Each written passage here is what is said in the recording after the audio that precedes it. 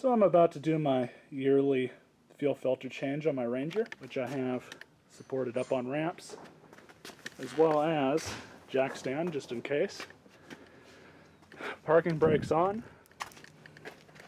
Always want to make sure to set that. It's in park, or leave it in gear if it's a manual. And I also have a wheel chock in the back. That's the new fuel filter, which does actually come with the new little clips. Now some of these don't, so I actually had this on hand already, just in case it didn't come with it or these don't work. And you may have to modify these to get them to work. So I have a new pack of those. You need a pair of dikes, gloves, and a pair of safety glasses or goggles. Let's get to it. So the first thing you want to do, and you want to disconnect your inertia switch, which on your passenger side is right there. So we're just going to unplug that. And that's simple enough. You just unplug that.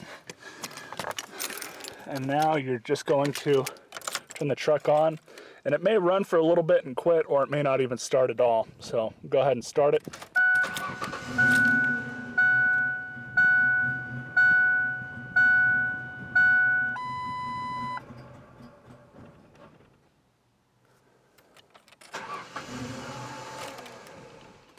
And it wants you to do this for 15 or 30 seconds. 15 to 30 seconds. You're relieving your fuel pressure by doing this. There's the new fuel filter. And here's the one we're going to take out. Note that I used a zip tie on the front end.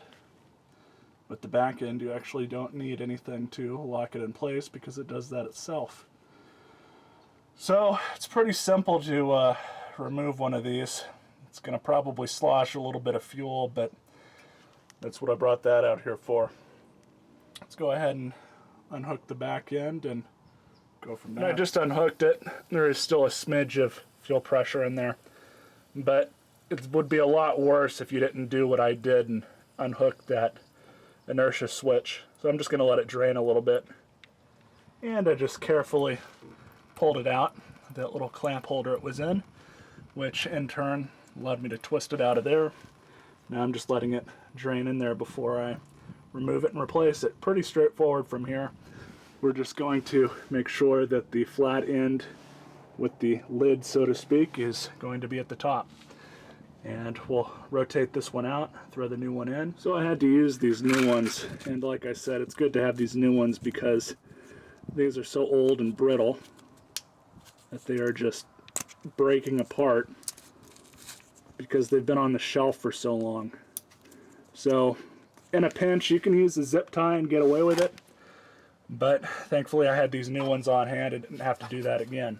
So it's very simple. You stick the two legs in through like that and you're pretty much good to go.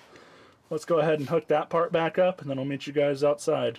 So now we'll just go ahead and plug this back in just like so. And grab our keys. So we're going to check for leaks, but we'll prime the system a few times and then we'll look for leaks, see if she starts, verify that there's no leaks, everything's looking good.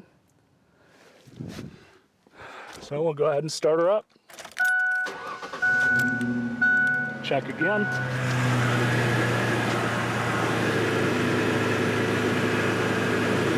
That's just residual, not too worried about that. Looks good to me.